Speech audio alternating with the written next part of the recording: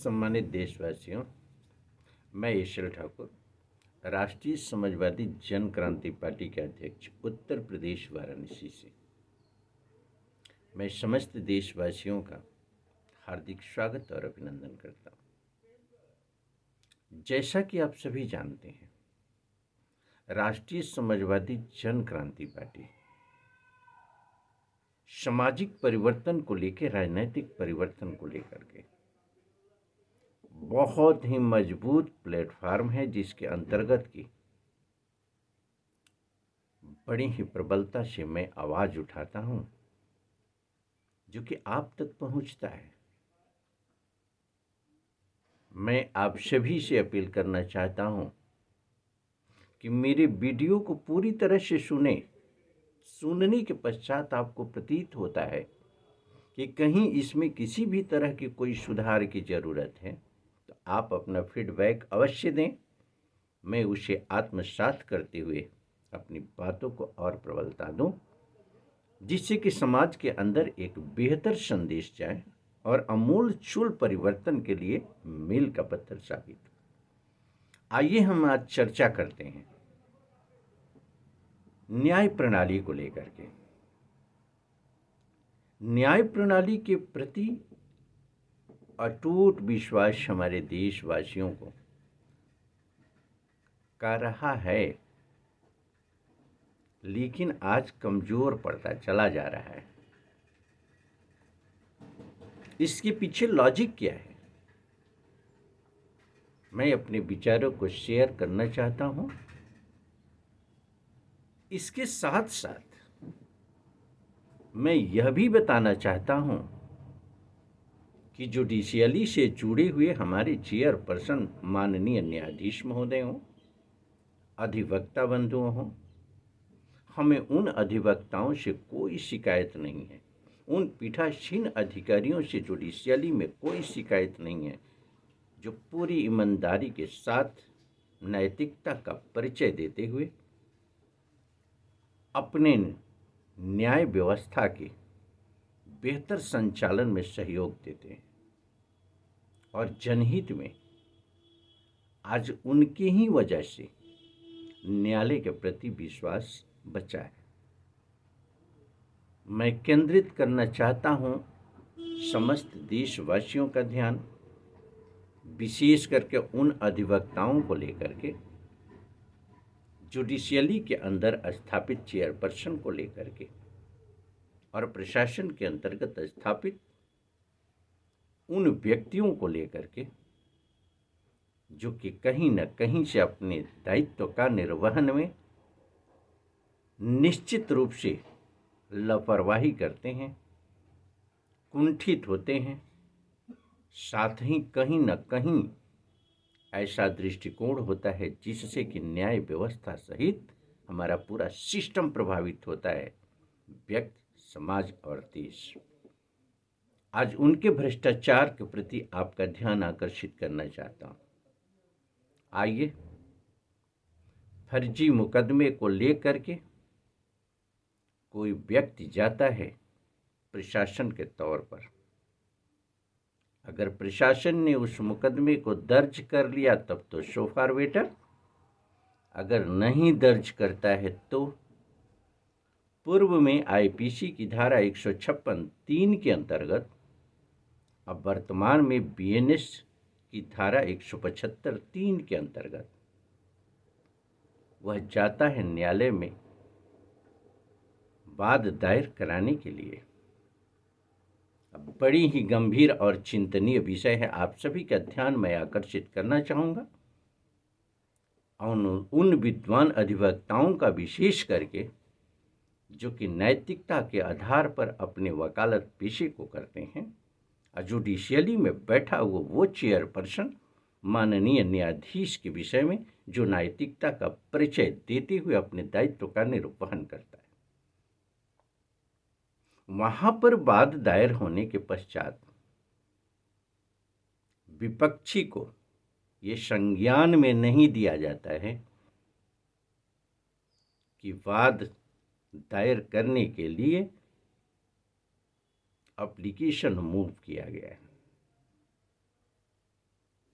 उस बात की निगरानी के समय माननीय न्यायाधीश महोदय ये नहीं देखते हैं कि उसकी औपचारिकताएं पूर्ण की गई है या नहीं। उसमें कोई ऐसा तथ्य तो नहीं जिसको कि छुपाया गया है। ये तो तभी जानकारी हो सकती है जबकि विपक्षी को भी बुला करके उसके विचारों को सुना जाए, उसके पक्ष को सुना जाए, लेकिन ऐसा नहीं होता है। बहुत ही संदेहात्मक और यहीं से कानून की धज्जियां उड़ाई जाती है।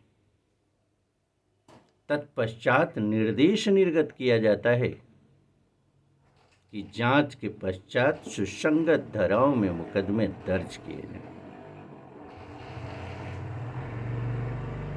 प्रशासन द्वारा किसी भी तरीके की औपचारिकताओं को पूर्ण करने का औचित्य नहीं समझा जाता।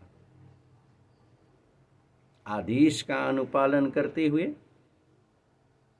जघन्य अपराधों के मुकदमे को दर्ज किया जाता है। ये कहाँ का न्याय है?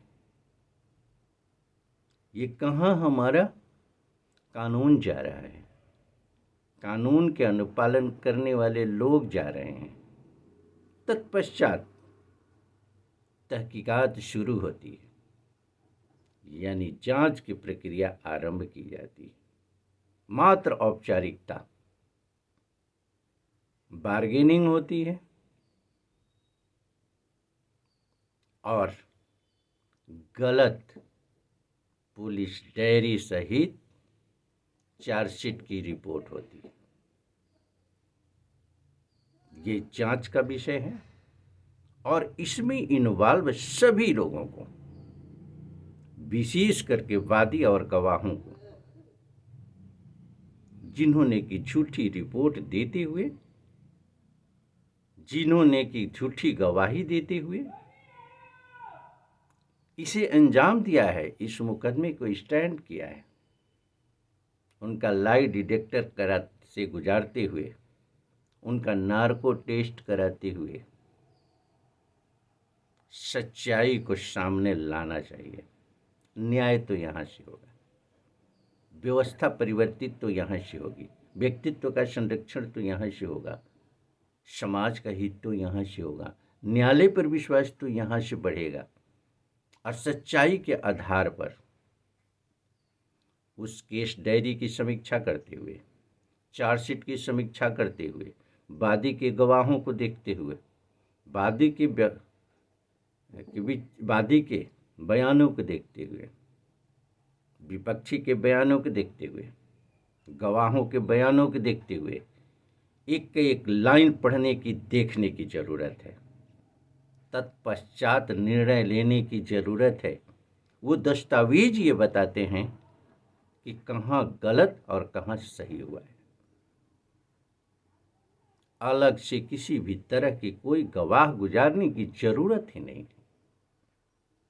वो दस्तावेज झूठ तो झूठ होता है, सही तो सही होता है।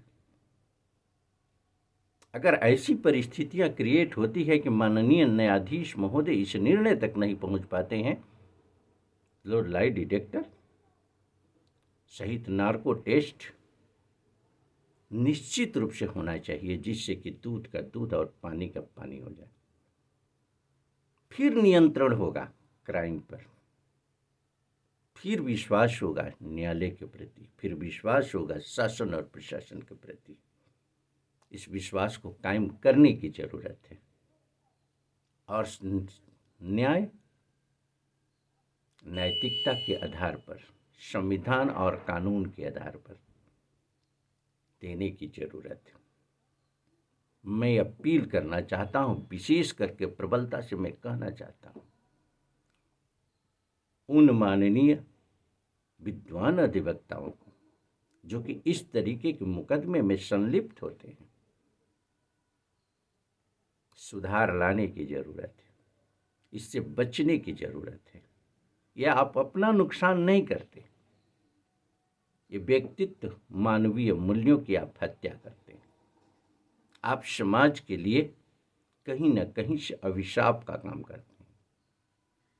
देश और न्याय के प्रति निश्चित रूप से आपकी पहल कमजोर कड़ी के रूप में साबित होती है। तो मैं अपील करना चाहूँगा विशेष करके माननीय उच्चतम न्यायालय के न्यायाधीश महोदय, माननीय उच्च न्यायालय के न्यायाधीश महोदय, अगर फर्जी मुकदमे की शिकायत होती है तो निश्चित रूप से उस पर पहल करते हुए ईमानदारी से उसकी जांच होनी चाहिए और दोषी को सजा मिलनी चाहिए। सत्यमेव जयते यही है, और यही है सत्य में जयते, यही है संविधान, यही हमारा कानून, जिसका कि शपथ लेकर के आप अपने चेयर पर बैठते हैं और चेयर को सुशोभित करते हैं। आप अपनी विद्वता का परिचय देते हैं और न्याय का संरक्षण करते हैं। सभी के हितों में पहल करते हुए सभी के विश्वास को जीतने का कार्य करते हैं। बड़ी ही गंभीरता से इस विषय पर सोचने की जरूरत है और न्याय संगत पहल करने की जरूरत है। राष्ट्रीय समाजवादी जनक्रांति पार्टी की आप सभी माननीय न्यायाधीश, प्रशासनिक लोग सहित विद्वान अधिवक्ताओं से आग्रह है। धन्यवाद।